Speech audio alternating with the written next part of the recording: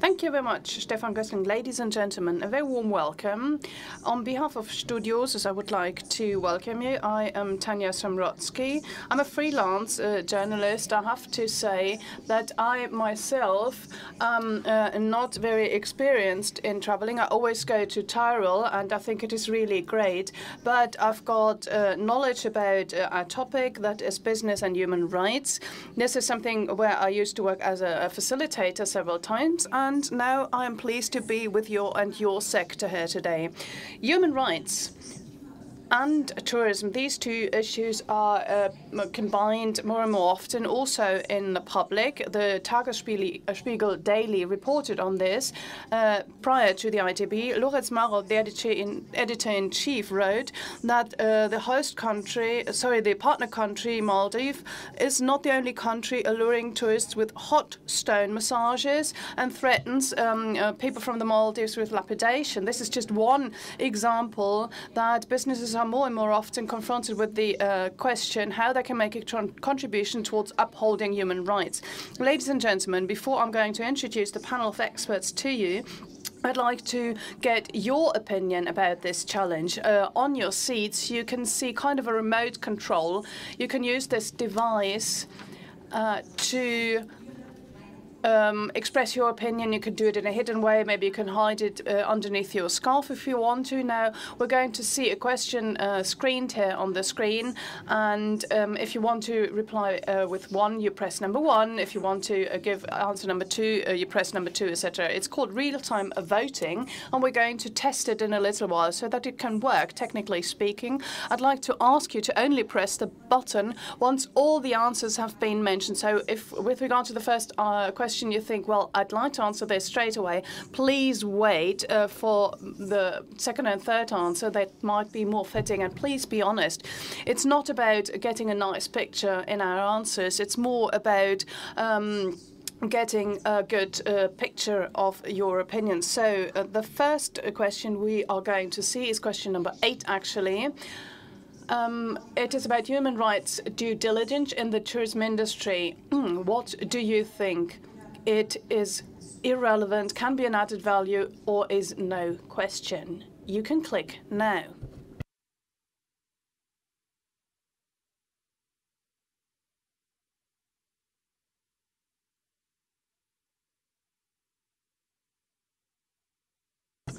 Thank you.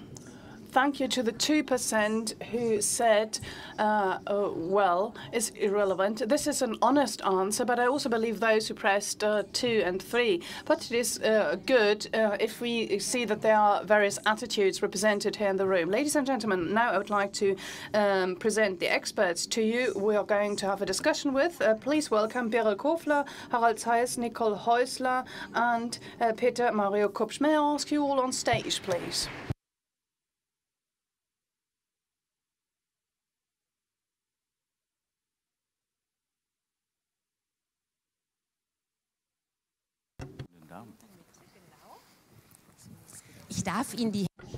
I'd like to briefly introduce the ladies and gentlemen to you. Beryl Kofler, to my left, who used to work in a bank and is an expert in computer technology. She wrote a PhD and financed it by having a microphone and an umbrella, and she worked as a tour guide for tourists in Russian and in Spanish. And since 2004, she represents her home for the SPD in the parliament in Bavaria, and she's also the spokesperson in the committee of her political party on the economy. And maybe you read about her in the newspapers after Christoph Stresser.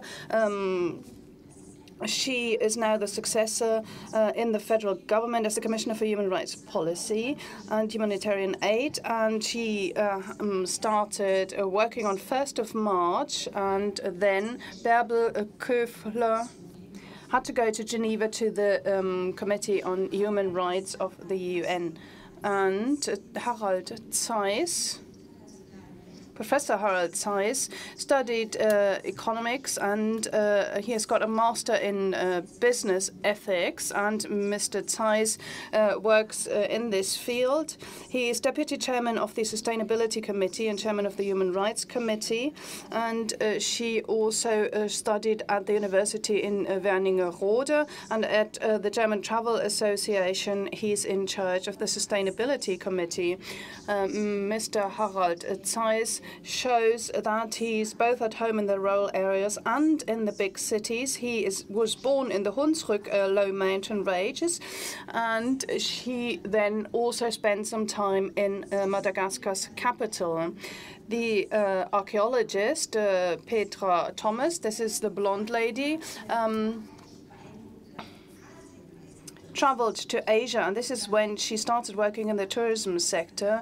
She also addresses sustainability and worked for Erlebnisreisen in Hamburg. And then in 2010, she became the managing director of Forum Andersreisen EW. It's an umbrella association representing 140 companies committed towards sustainable tourism. That is, there are clearly defined criteria to the well-being of people in the destinations, amongst others. Nicole Häusler read the famous German author Karl May, Winnetou, about the Indians in the Americas. She wanted to become an Indian as well, and now she's found a tool to this end. She's an ethnologist and works in the field of tourism, did her PhD on this, worked as a photographer before she became a consultant.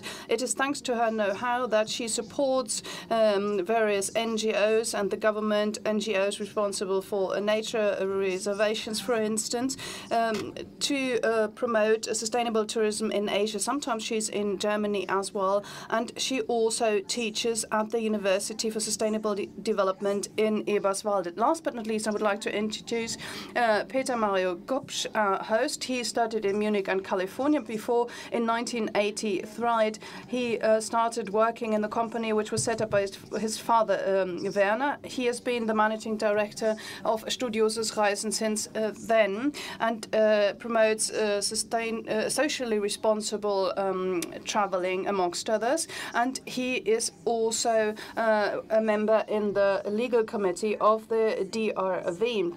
Asked about his favorite country, Peter Mario Gopsch gave a diplomatic answer. He said, everywhere where I currently are. So right now it is Berlin. Nice to have you here, Mr. Gopsch, and thank you very much for the invitation. Mrs. Korfler, I would like to start with you. I've just said that on your first day of work in your new job, you had to go to Geneva, and on behalf of the federal government of Germany, you had to present the National Action Plan for Human Rights. It's called SNAP in an abbreviation. We are going to call it NAP so as to save time. So what exactly is this plan?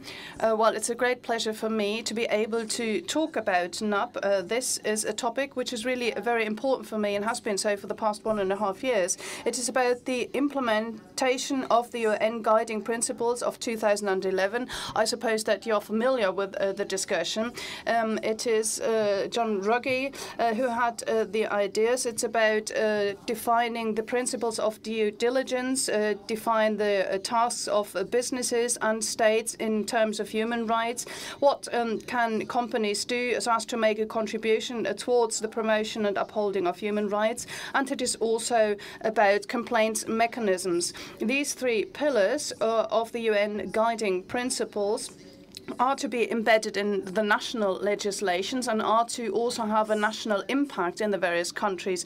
So the member states of the EU were asked by the EU, amongst others, to do that, and some member states also already set up national plans so as to create a basis for further legal actions. This is no legislation yet. This is just the idea of the legislator about what is to be done in the field of due diligence, about the responsibility of states and businesses, what of mechanisms can be envisaged, and this shall then be the basis for legislative processes. We in the federal government of Germany have addressed this topic for 1.5 years now. It is moderated by the German Institute for Human Rights. It is mainly dealt with in the Foreign Ministry, and the task is quite difficult because the various stakeholders in the public, in civil society, and in the companies need to be brought together. This has happened over the past 1.5 years. We've had many in-depth discussions about these questions and these 3 pillars, and now we gained a lot of insights. In a second step, various departments and the various ministries involved need to issue their written statements on this national plan, and this is the phase we're currently in. This is the most interesting and exciting phase, of course, and the $64,000 question will be how far we can go until we will have a bill. Well, we know this question. We will definitely pick up on this later on. Is this legally binding? Mrs. Kofler, you also mentioned the question about what is the state responsible for, the businesses as well. Mr. Kopsch, you are not only the managing director of Studiosus, but you're also a member of the Committee of Human Rights. Maybe you can tell us what this committee does. And I'd like to ask you, what about the added value for a travel agency or travel company if this company is interested and committed towards human rights in the destination? Is there an economic benefit to be expected for them? Well, there are the guidelines for human rights in the businesses. And if you take a look at your own business model, you can see that the commitment towards human rights is important. But, well, if then you start looking into this topic and talk about due diligence in terms of human rights, you see what this means in the travel services and in the business model, then you understand rather quickly that changes and possibilities of action are still limited for individual companies. There are a lot of various events and trips and hotels, etc., and companies, and you can see rather quickly that if you do this off your own bat, you won't really make headway. So we came up with the idea of increasing a network in the sector with various NGOs and stakeholders, a lot of NGOs who had been addressing this topic for a long time, so as to make sure that a lot of people would gather around a table so as to discuss it, how we could make progress, and what kind of support was necessary for other tourism companies, how the know-how can be brought together and where we can find synergies so as to take common action. And this was first a loosely knit group, but then we grew also internationally, and we are very pleased. We are an international player now. We do have international members, and I am particularly pleased that at the level of the association we really can say we have many members. The Austrian Travel Association, the Swiss Travel Association are members, and yesterday or 2 days ago they signed at the ITB. The German Travel Association and the Dutch Travel Associations became members just 2 days ago. So we've got a common experience. It is important to share this experience as well and make headway together.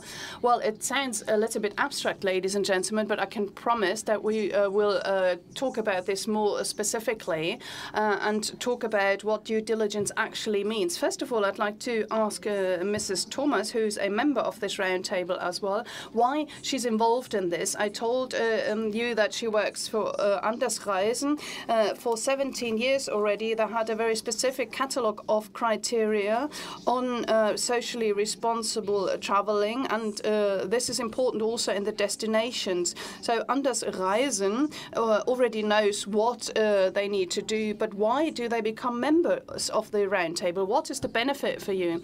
Well, Mrs. Kupsch already mentioned some important points. We in our association know that many SMEs can can achieve more if they work together, especially in the tourism industry where the supply chain is very long, where a lot of stakeholders are involved. If you're on your own, you can't really achieve a lot. So we already are familiar with the system that we learn from one another, and the criteria that we've developed are hands-on practical criteria that we've developed over time.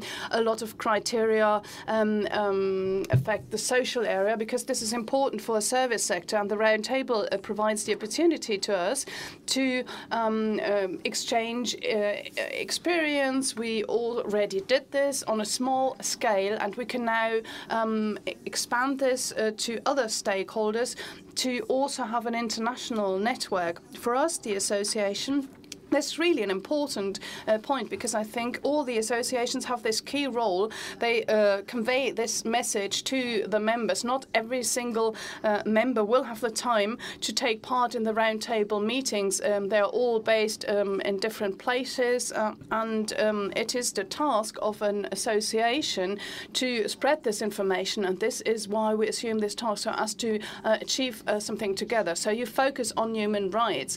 There is a catalogue of criteria also regarding other points. Yes, in the catalogue of criteria we describe sustainable travels. This embraces the arrival, the tour guides, nature protection, protection of the culture, and what the companies do in the destinations. How do the companies deal with their guests, with their staff? What kind of information do they need so as to have a good journey?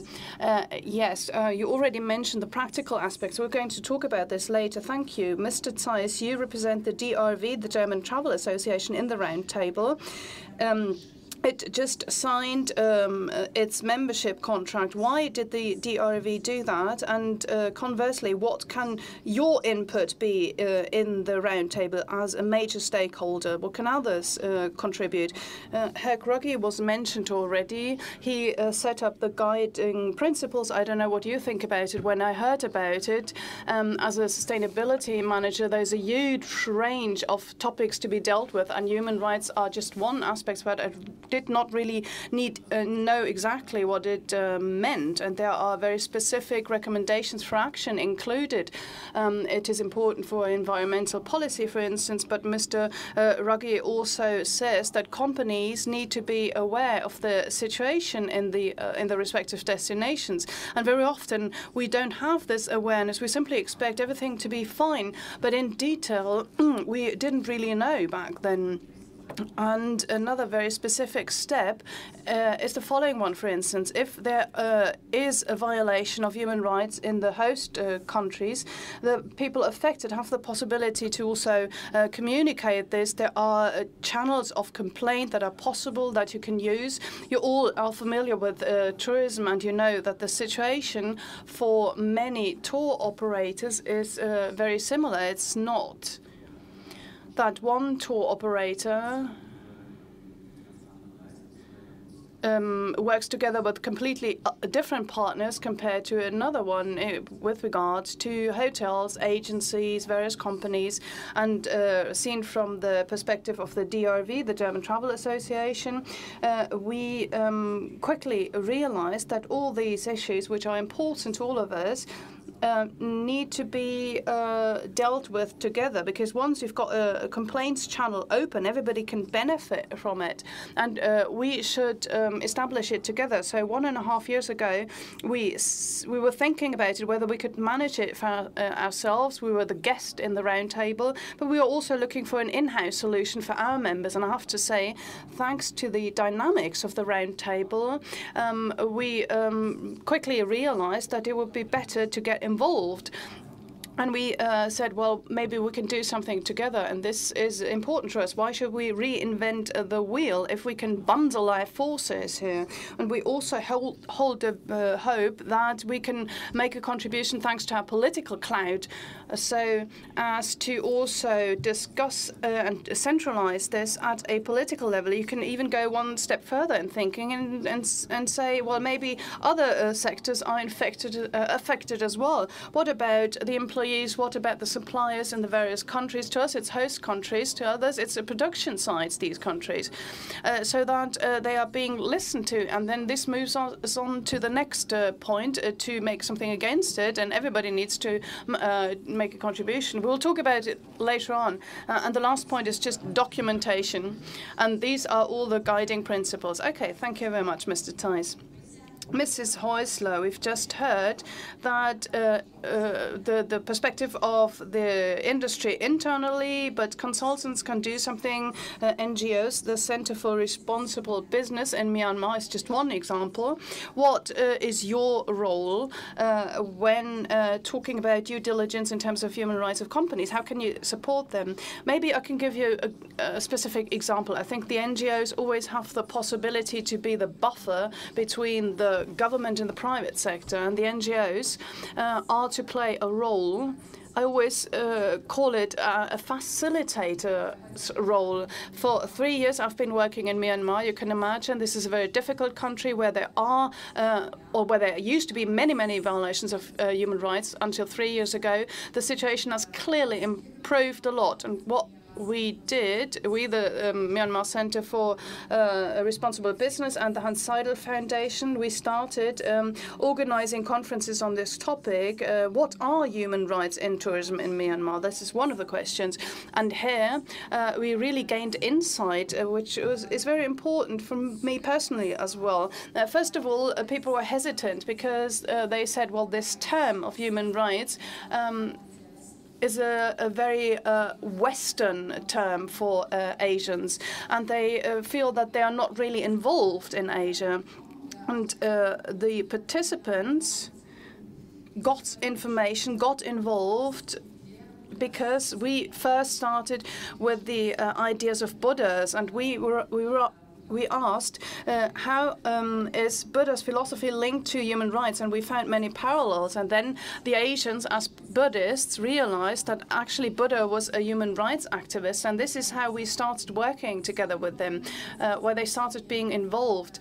And I'm talking about NGOs here as well. It is via NGOs, the local NGOs, that we hope to be able to get in touch with the private sector. Mrs. Häusler, you gave us a specific example. I would like to delve into the details here. Mrs. Thomas, these are abstract terms: due diligence, to provide protection, to provide support, etc. Maybe it sounds a bit too abstract, and a lot of service provider might possibly think that they are not responsible for making sure that the state will abolish capital punishment. Now, very realistically speaking, what is the business's responsibility? The business's responsibility is to take into account their impact in the country, working conditions in tourism. This is one major issue. We, coming from the service sector, know that sometimes people need to work 24 hours a day, 7 days a week. There is the off-season, the low season. You need to see what the working conditions are, so that people are treated fairly, that there are also that there is a work-life balance, that in the off-season you think about what alternatives might be for the people, and the employers need to consider very clearly how they hire people. Are these people freelancers? What do they do during the rest of the year when there are no travelers? We in the Roundtable have a fantastic project on the basis of the data of Studiosus. This is the standards for bus drivers. They did a research on the working conditions of bus drivers. How many hours are drivers supposed to drive their bus? How much time does he or she need for relaxation? Studiosus provided this contribution generously to us in the Roundtable. We're thinking about what we can do now. How can we discuss this with the agencies, so as to say, well, we plan our trip so that these time limits are abided by. What can we as entrepreneurs do? These were the questions being discussed. There are limits, of course. If I select a hotel and say work with a hotel owner and I know that he makes sure that fair wages are paid, that training is provided. But what about the suppliers to a hotel? Can I influence this? Where is food procured? How do they dispose of their waste? How are the laundry people being paid, etc.? So this is a very long supply chain with a lot of small individual service providers.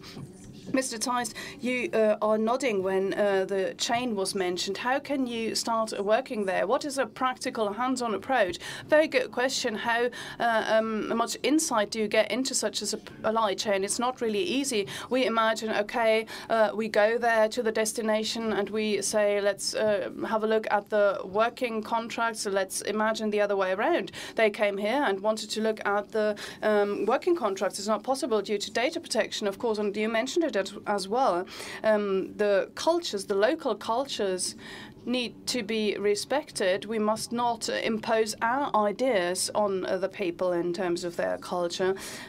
Still, we need to really make sure that we talk to the hotels, and the second step would be the laundries, for instance. There are specific example that it is not always very positive. In Thailand, for instance, there are people from Burma who worked in the Thai laundries, and they were almost slaves. This is an absolute no-go. This has to be changed, but it's not easy to identify all these things. And when talking about food, then it's really getting extremely difficult, because whether we've got the shrimps in our home or in the hotel, you might ask where they come from and how they were caught. And everybody can wonder if the fishermen work in conditions of human rights. It's a huge area, but we are tackling it, I think. And what was mentioned about the bus drivers is a very good example, and I'm really in favor of this. So what about the perspective of the tour operators? Okay, the politicians, but what about the local people? What do they expect of the tour operators? Ms. Häusler. Well, let me come back to Myanmar. We found it very interesting when we were talking about tourism and human rights at the conference. We asked them as well, what would you like us to prioritize? And you probably would think they might say labor rights, or it wasn't the case at all. In Myanmar, you really have to look at every country in its own terms. It's ownership of the land. Who's allowed to use the land? Because most land still belongs to the previous government, i.e. the armed forces, which leads to a lot of problems, for example, building hotels or people being displaced from their rural homes. So people say they need protection, the ability to stay on the land. Now, is that something tour operators can deal with? That's rather difficult. It's really more a matter for governments. The second question was sexual exploitation.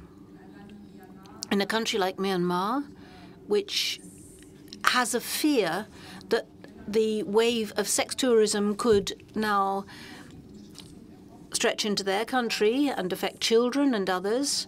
So they hoped for education work, but they didn't expect the tour operators so much to do that. They expected the government to do it, working with NGOs internationally.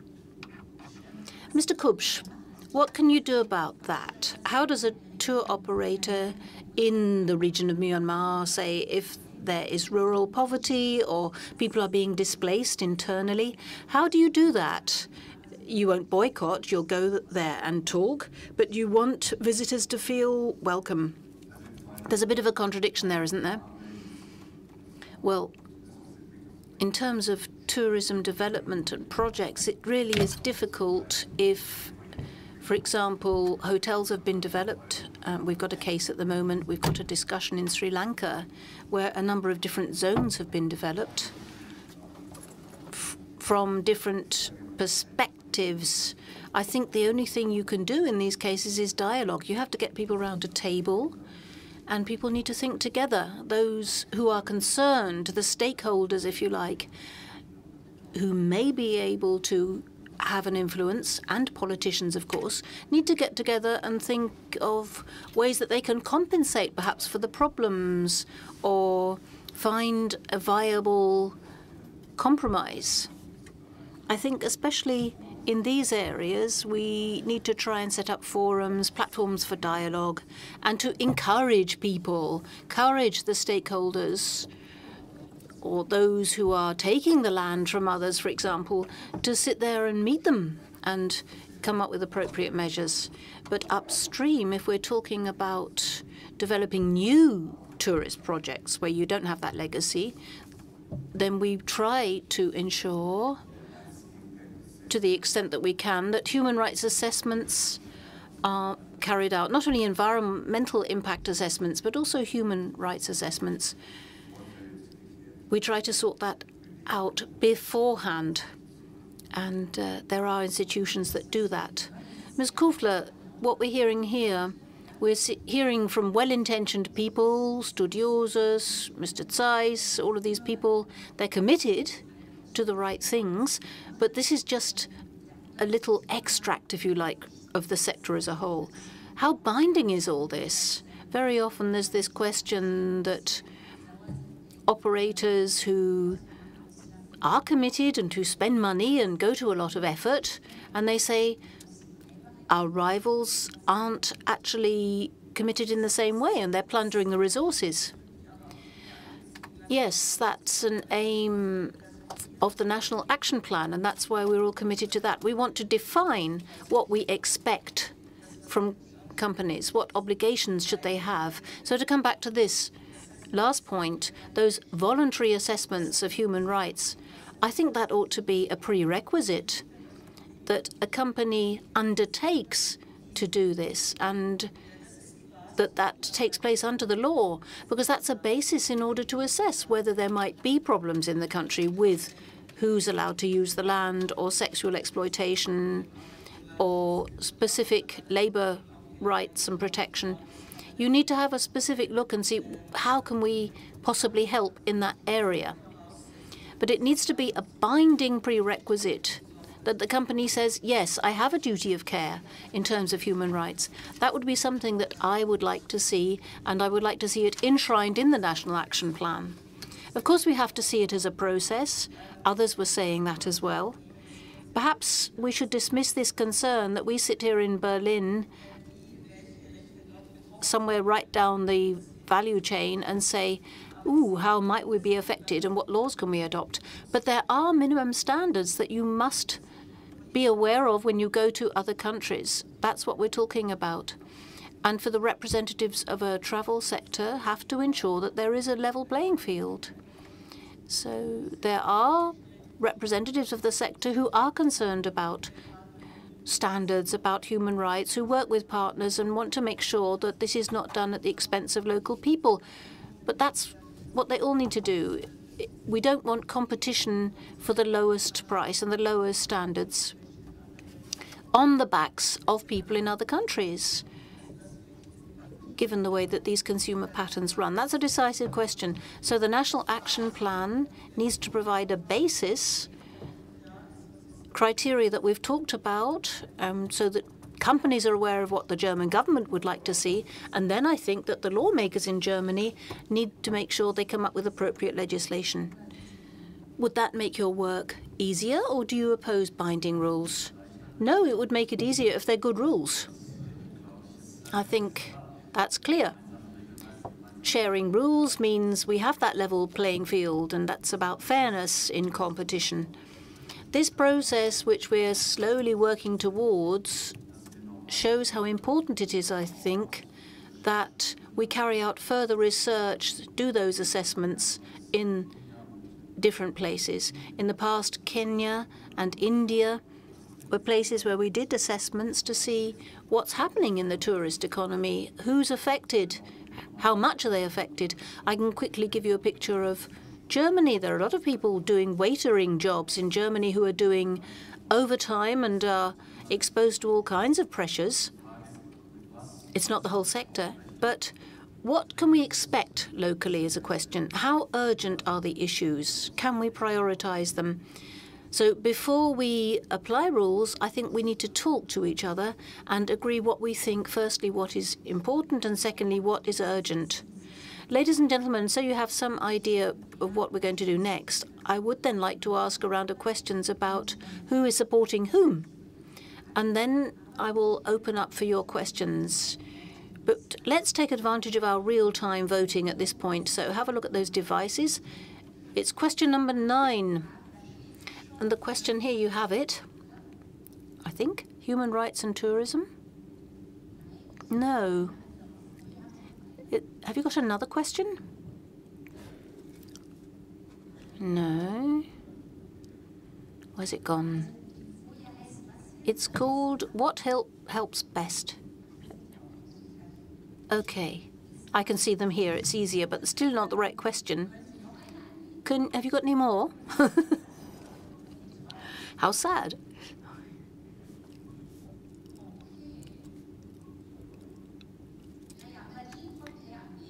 Okay, but that's closest to what I wanted to ask, so let's use this one. Okay, human rights violations in tourism are insignificant compared with human rights violations in industrial production, cannot be fought efficiently by tour operators in source markets, should be fought by local governments. Local governments meaning the government of the country concerned.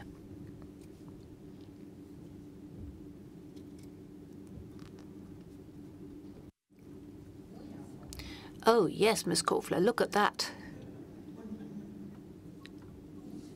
Okay, well, that's a very clear expression of opinion. Thank you, ladies and gentlemen.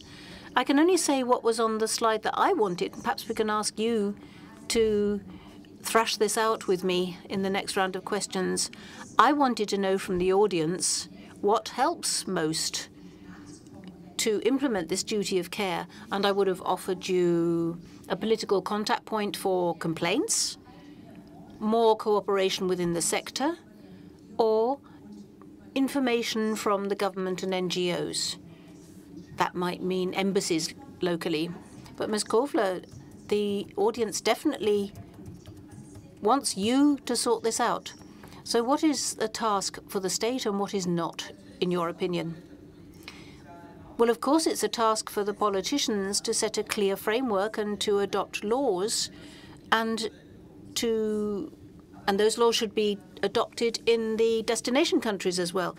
But there's a bit of a dilemma here because, of course, we move around in a lot of countries where, when you do look at industrial manufacture, they say we only attract companies into this country when we work below standard. Standard dumping is also a competition. For example, the textile industry, the garments industry, which is quite different from the tourist industry, but you very often notice those businesses will go to countries where there is cheap labor, cheap hourly rates, and cheap conditions. And if I know that's how they approach labor rights in those countries, that people cannot live off this work. International Labour Organization says there are 800 million people around the world working full-time and earning less than $2 a day. 20 million working in slave labor. There's probably a huge grey zone there as well, figures we don't know. If I know that labor conditions are like that in a country, then it's not enough to say, as a company, leave it up to the governments in the destination countries. And it's not up to the foreign ministry in Germany either, or the foreign policy in Germany to resolve. It's what you say. How do we deal with foreign cultures? We can't go along there as a German government to say, please go and alter your laws now. We don't like your laws. Of course you can do that too. In negotiations you can talk about these things. But these other countries are also sovereign states. So other factors play an important part. And one is how you visit the country, how you go along and say to people, I'd like to support you. Do I say to people, I want you to give me a T-shirt for 15 cents, or do I want to say to people, let's develop some decent business relationships between our countries? There's a difference. And I think that's the level of responsibility at which we have to talk to companies. OK, Mr. Kupsch, let's do that. You've said what you feel responsible for, but what would you like the state to be doing? Where do you need specific support? Well, I suppose it's been mentioned with the state we need to differentiate between the German government in our home market and the governments in our destination countries, our host countries, which can be very different, of course. have implemented the guidelines very differently with regard to human rights and avoiding violations of human rights. They take different levels of responsibility. They have different perspectives on that. What we would like from the German government is, as part of that national action plan, to see some rules, good rules, we hope.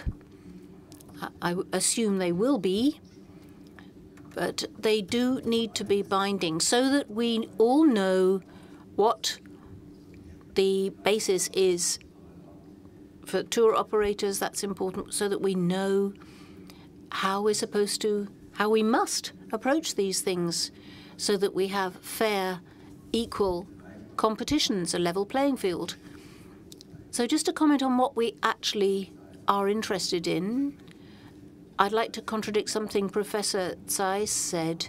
For years, we talked about sustainable tourism, and the CSR event here symbolizes sustainable tourism.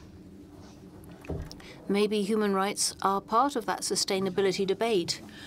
I had my own personal experience when I suddenly realized, light bulb moment, that human rights debate is a huge umbrella for all the things that we've been doing for many years under the label environmental tourism.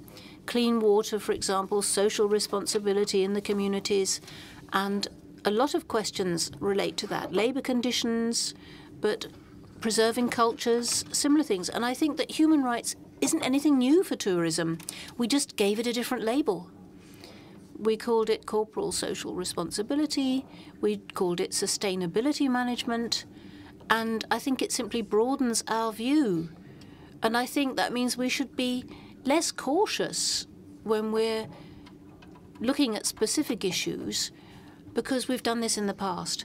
I would like to know, perhaps we can just go round the podium quickly to give the audience some time, but as a product supplier,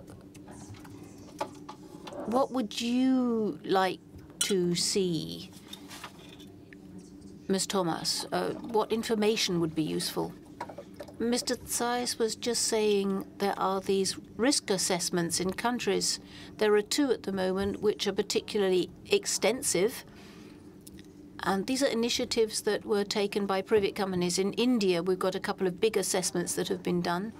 And we'd like support with that, because if you only think in terms of the German market, and there are 1,000 individual tour operators all going over to the same country to do the same assessment, that calls for a lot of resources. So we would like support from an independent body so that there is at least a country-related risk assessment which provides basic information about what is available in that country and what the specific issues in that country are. For example, in Burma, in Myanmar, still using the old name, sorry, there was a very sector-wide impact assessment with some very useful data generated.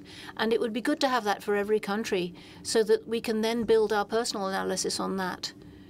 And so you mean, Professor Zeiss, would you like to add anything like? Yes, I think Peter Mario Kubsch said is quite right. We haven't talked about discrimination yet. We haven't talked about education. So we do need a methodology. My personal wish would be that we soon have this complaints body, that we set up a contact point there so that someone can clean up and say there's something that's not right here, please sort it out. But we've got quite a lot of work to do before we have that, and we need the politicians on side. And the NGOs, Ms. Häusler, what can they do? I think the NGOs can play an important part by moderating between the stakeholders, by trying to play a neutral role in this dialogue. And they can be very useful in that respect. Thank you for the impact assessment on Myanmar. I still have some soft copies in my bag. Anyone who wants one, please come to me afterwards. Thank you, Ms. Häusler. Ladies and gentlemen, I'm sure you have some questions too. We still have 15 minutes. That's not a lot, but it's something, after all. We've got 2 ladies here with a microphone, so if you do want to put a question, they will come and bring you a mic so everyone can hear. Yes, please. Here, there's somebody. If you could tell us who you are. Antje Monshausen from Tourism Watch, Brot für die Welt. I'd like to come back to the role of NGOs and say something about that, because if we were to make you the moderators of processes, it's a very difficult situation to be in.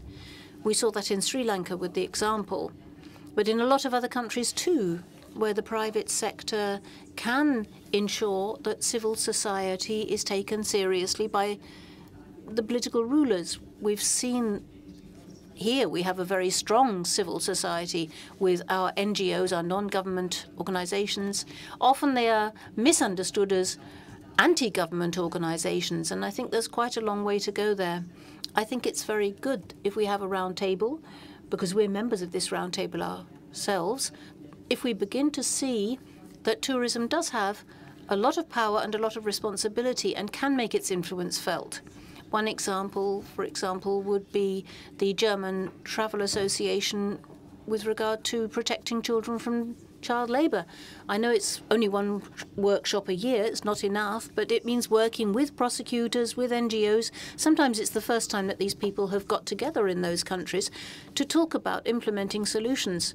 So I don't think NGOs should be moderators. I think they should be active participants, because they can empower local communities so that they can take part in the process.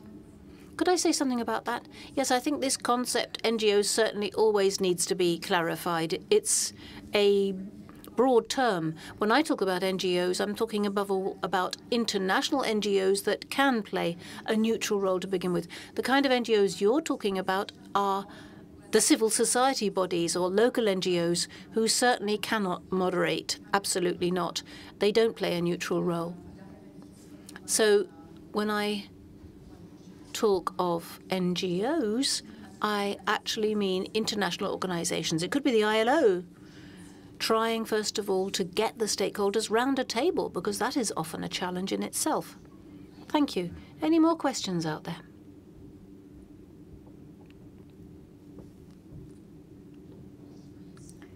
Perhaps from the 2% at the beginning. Yes. Max Haberstor, I'm a tourism consultant, and my question is quite specifically to Dr. Häusler. How do you see the role of the company guidelines, the mission statements that they like to say nowadays, on improving human rights and improving the way we deal with other people, and also the awareness of company staff, so that perhaps we are all playing from the hymn sheet? I think it's very important to discuss this with local tour operators and ask people what their mission is and what supervision they have of these processes and these staff, and to what extent are human rights and sustainable tourism reflected in those. But here, too, I have to say that we need to look and see with these local tour operators the kind of processes we have, where we sit together in workshops and we do our team building and we develop our mission statements. It's all very Western as a model. But yes, I think there's a raison d'être for them, and I think tour operator like Studiosus, if they are working together with local tour operators, to ask them, have you got anything like this? Or are you working with any organizations like the Code? Have you signed up to the Global Compact? It doesn't have to be mission to mission. It could be other facets.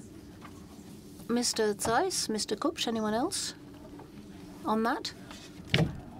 No, just one point, because you asked what we'd like to see. I think it would be ideal if the countries or communities locally could develop from the inside and take more influence. It is a process that we can support with dialogue at different levels, but it should become automatic. It should be self-evident to engage in this kind of process. And some are still on that curve. That would be your vision. Okay. Thank you. Yes. Andreas Hilmer, I'm a journalist in Hamburg. I'd like to know, we're talking a lot about cooperation with partners, with countries. What about the customers, the users? Studiosus or Anders Reisen, have you surveyed your customers? Do you know whether people are interested, whether they're prepared to spend more money in order to ensure that people in those countries live better? or are they indifferent to it? Are your companies different? Have you seen that you've got customers who are prepared to pay a bit more to make it easier to live in those countries? That would be my question. What is the view of the customers? I think there are two different perspectives here. Ms. Thomas and Mr. Kubsch, I'm sure that in some cases you often have customers who are concerned about this even before they book, and others here perhaps have a more heterogeneous customer base. Okay, I'm going to try, because this is the $64,000 question, of course. Will the customer pay more? And I'd say no. But customers do expect us as tour operators to address environmental issues and social responsibility and, of course, human rights. There's nothing worse than if you're on a trip somewhere, a holiday, and the bus driver has obviously been working a lot more hours than we would expect, and the labor conditions by service providers are so poor that we as tour operators are also held liable, quite specifically, deliberately say liable. So we have to influence this. These are things we hear against again and again. But to convert that into a monetary figure and say this is how much extra customers will be prepared to pay, no, we can't do that. Unfortunately, it's rare for customers to actively ask what the situation is locally. We can inform them, that's all we can do. We can report, but an active questions asked by customers is not one that they ask. Then I've got the wrong picture of your customers. I thought that's why they came to you. Mr. Zeiss? Well, I think customers expect us to do things properly. I think in any sector that's the case. I don't think anyone would actively accept it if human rights were violated, especially in tourism. Holidaymakers have direct contact with the staff locally, and you can't punch someone in the face, an employee. Even a cleaner is going to meet guests in the hotel sooner or later. Things are visible. And when you're being served, you might see guests saying, but you were here yesterday evening, how come you're still doing breakfast? I do think customers see it. They perceive these things, but the responsibility is ours as tour operators to ensure that things are above board. We can't pass the buck. Ms. Thomas? Yes, I think with us it really is a bit different in terms of demand. We very clearly see that customers do ask, how did you put this travel product together? What are the framework conditions there? And that's got a lot to do with the fact that as an association,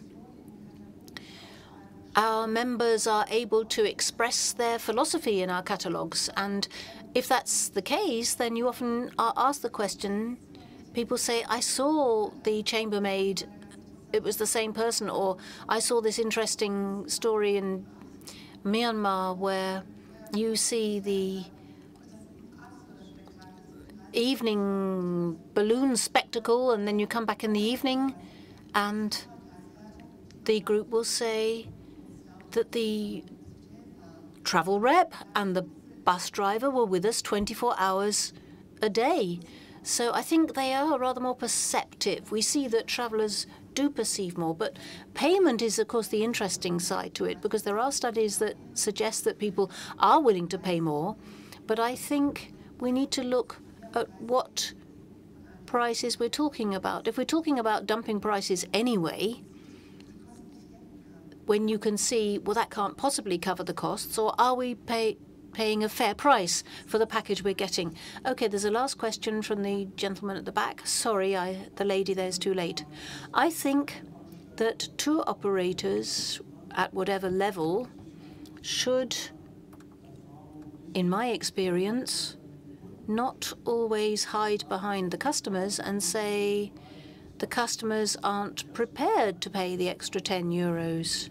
I think if, for example, if you look at climate change, CO2 emissions, carbon tax, a lot of customers are prepared to pay a bit extra if they fly somewhere. And I think in terms of human rights and working hours paid to local staff, I think if the tour operator makes these things transparent to the customer, then they are prepared to say, okay, then I'm happy to pay an extra 20 or 50 euros for the trip. I know trips that cost 7,000 euros, and what difference does it make if it costs another 100? So I think the tour operators shouldn't hide behind the customers and say the customers aren't prepared to pay a bit extra. Can you tell us who you are? Hilma Fröhlich. For many years I worked in church development aid, so I'm familiar with the situation in many of the countries of the Southern Hemisphere, and that's why I have that opinion. But of course the other question is always, I would like to ask the lady behind you, give her a chance, and then we can deal with your two questions together. If you could be brief, then we'll be brief as well. Very brief. Mandy Kolb, I work for the business school here, and I've got an ex-student, and I just wanted to ask, I thought it was interesting what you were saying, Dr. Seiss, about these complaints channels. Could you imagine that different associations in the tourism sector might have a hashtag, use social media, so that customers can quite simply register their observations with regard to human rights and so forth? Good idea, Mr. Zeiss. And then Ms. Korfler? Yes, of course, you can do that, but then we're using Twitter. And then there are lots of other channels. If you're traveling in Africa, they use a lot of mobile phones. They might use WhatsApp. Because someone needs to read it, it needs to be spread. So it's an idea, and I would be happy to talk to my colleagues about that, and we could take a look and see what makes sense. And also, how does advertising happen in those countries? Because you want every worker to pick up that something's happening, and that you can actually register your comment in your own dialect and someone will hear it or read it. Mr. Kubsch, yes, direct experience from us. In 2012, we set up an email address on human rights in tourism that people could use. We hardly ever receive any emails from customers. Well, not from customers anyway. And in the last 4 years, I think we only had about one. So it's not a question of having a channel. It's a question of who's going to process that information. And it needs to be a neutral body, an independent body. We, as a tour operator, there may be certain inhibitions about telling us about it. So hence our request to the politicians to set up an independent body that people will trust. Oh, so this is one for you, Ms. Kobler. What are you going to take home with you? Well, I feel reinforced, I have to say, endorsed. I think a lot of the things that have been said here, from this independent contact point and how we install complaints mechanisms, that's going to be one of the tricky things, because very often we're talking about liability as well.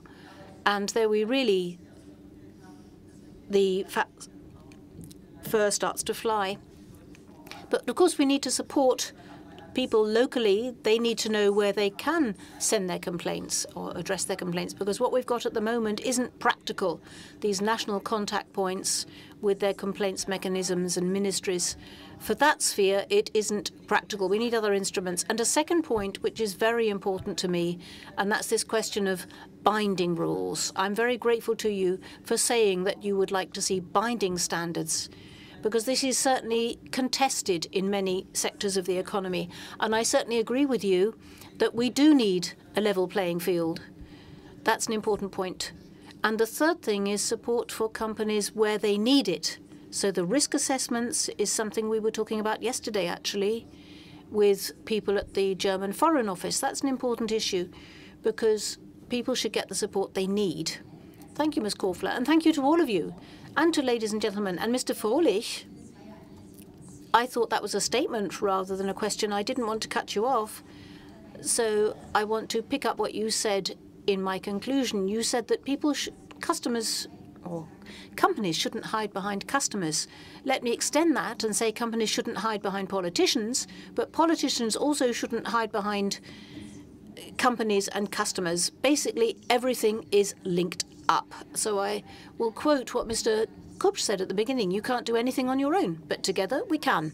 Thank you for listening. Mr. Gusling, you have the floor.